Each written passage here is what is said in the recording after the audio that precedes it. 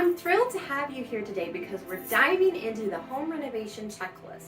Whether you're a do-it-yourselfer or a first-time homeowner, the best part of owning a home is getting to make it the way you want to, so it fits your lifestyle. And renovations can be expensive, time-consuming, messy, and usually they don't go the way that you planned them. So to make sure that you can avoid the costly and expensive and time-wasting and mistakes, let's jump right into some tips to help you along the way. Before we start on any projects, it's crucial to lay a foundation. So we want to be fully prepared. One of the first ways you can do that is research and get some inspiration. Of course, there's tons of places online to find out about home improvement projects. Pinterest is a really great one. Pin it to your board so you can come back and look at it and be like, maybe I don't really want to do that. Create a vision board. You can cut pictures out of magazines or just print them out from the internet if you have access to a printer in your computer. And then you have this actual vision board that you can look at and say, maybe go back and revise it and be like, yeah, maybe that was a good idea, but maybe not so much. And even during the renovation project, you can go back to that vision board and say, okay, this is what I wanted. This is not what it's looking like. Keep in mind that following current trends may sound like a really good idea when you start your project, but it's not necessarily going to turn out the way that you want to. Think about shade carpet and avocado appliances. They didn't really last very long, and in fact, we still have some houses here that may have some of those features. But a better way to go may be to take a classic feature and put a modern twist on it, so you're kind of getting some of the trendiness, but still keeping it where it's okay to last a longer time period. And don't overbuild. Don't put feature on top of feature so that you're working so hard to be on top of everything that you lose what you really wanted in the renovation project in the first place. The second thing you want to do when you're preparing is define your goals. Clearly define what your ultimate goal is.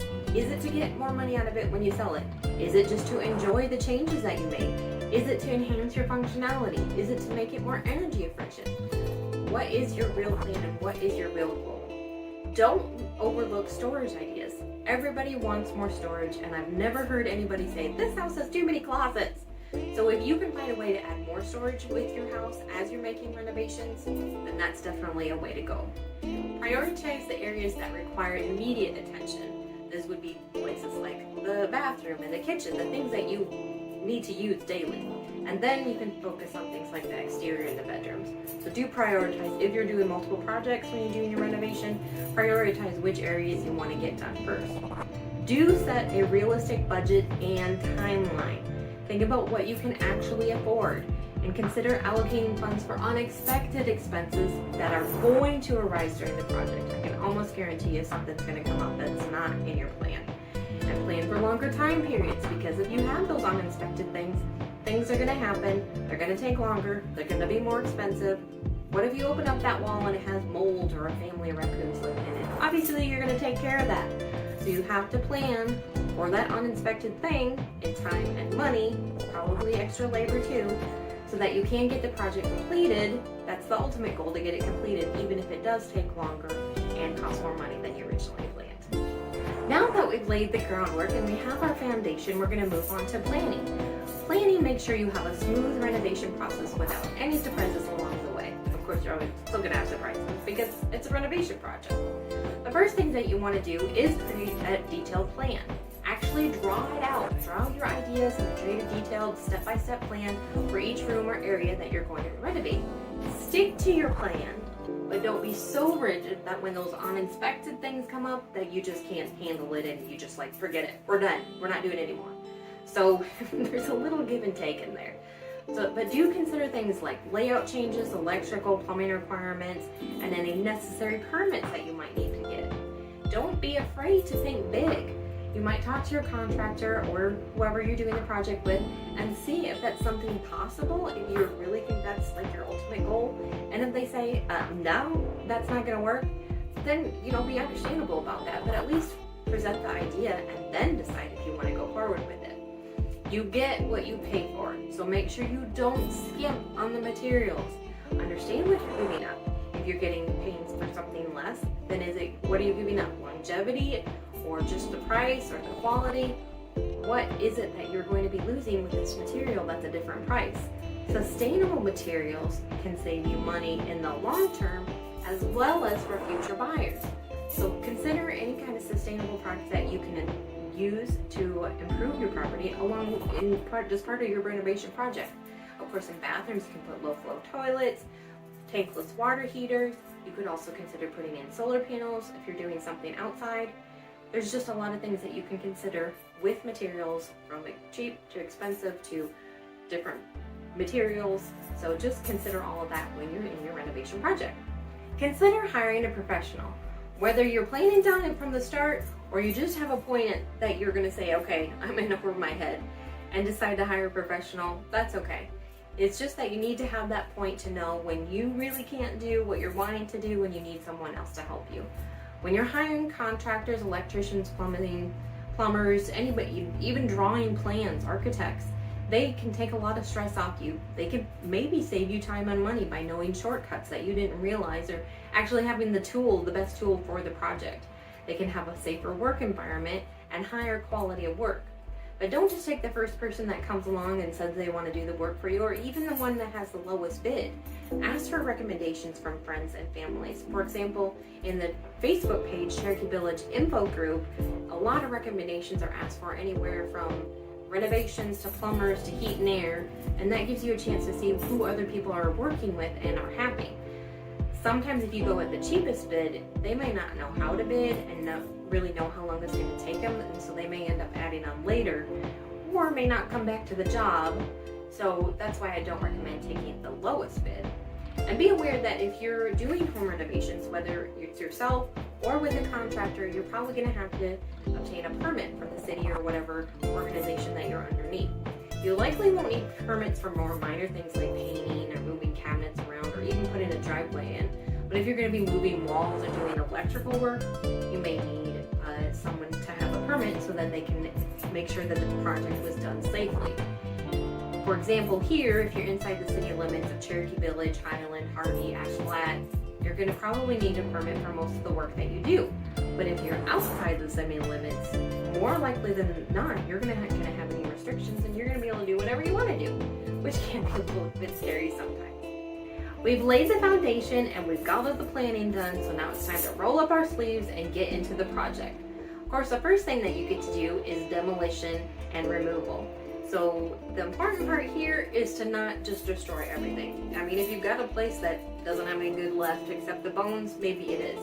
But try to safely remove any existing fixtures and fittings that are being replaced, because if you're just doing it to update something and it's just more of a cosmetic thing for you, there may be somebody out there that can use that fixture and can use it in their place if it's working, even though you're just upgrading. So try to upcycle anything that you're taking out of the house. You do also want to make sure that you cover any furniture and protect your belongings. If you're going to be working in the kitchen or the bathroom, you may want to create a prep area or a wet area that you can use a sink to get ready in the morning and eat your food. Just a microwave and a sink might be enough to get your food prep done, because you're going to make a mess of the rest of the house and you're not going to want that dust all over your food and in your shower. So it's a good idea to have that extra area set up. When you dispose of your debris, you're going to probably want to have a dumpster at your house. If you're having a big renovation project, another good idea is just to have a trailer and put everything on there. I've done it both ways and it's come out to about the same. I probably would lean towards the trailer rather than the dumpster, because you've only got the dumpster for a short period of time and it's about as expensive as taking a couple loads of trailers to the dump. So if you can keep stuff out of the dump though with that upcycling, that's really great. Once you begin, you're going to want to start with the major stuff work, the structural work, the framing, plumbing, and electrical. Measure twice and cut once is always a good idea. I especially use that when we were installing vinyl plank flooring into our house. I really shouldn't be allowed to measure because I get it wrong every time, especially when you're getting down to 1/4 of an inch. It's really hard. Move on to installing the flooring, the cabinets and countertops, fixtures, and other things that you're going to be planning to do. So, from the outside in, you're kind of doing it. And then you're going to move on to the finishing touches like painting and trim and any other decoration. Don't forget about lighting, because it does add a lot of warmth to your area. Whether it's windows or fixtures, you're going to want to have lots of light in your new renovation. You've made it through the major part of the renovation and you think you're done, But hold up, we got a few things to wrap up before you're completely done and can enjoy your project. Remember those permits you got? Well, you got to go back to them and say, okay, my project is done. Come and inspect it and make sure it's done correctly and to code. And this will make sure that not only is the worker did the job right for you, but also that it was done correctly, that it was done safely, and when you go to sell your house and an inspector comes in to look at your house, you'll know that it won't be causing a red flag. It is vital for all of those things, your safety and the future of your home. Of course, you're going to want to clean up and declutter. You're going to want to be able to put everything back from where it came from when you moved it out so you could do the project. And keep in mind that your clothes are probably just going to be as dirty as every surface that you try to cover up, so they may need an extra cleaning as well. And now is the time to celebrate. You are finally done and you can admire your hard work. And don't forget this last step. Reflect on the lessons that you learned during this renovation and about will you be doing it again? And if you are, what will you do to make sure that you didn't make the mistakes that you did this time? I hope that this video helped you think of some things that may keep you from making mistakes during your renovation process. By following these steps, you'll be prepared to tackle any renovation project with confidence. Remember, preparation and planning are key to a successful outcome with their foundation.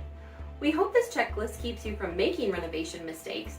Be sure to give this video a thumbs up and subscribe to our channel for more valuable content. If you're ready to start your home renovation, check out this video I did on energy efficient home improvements.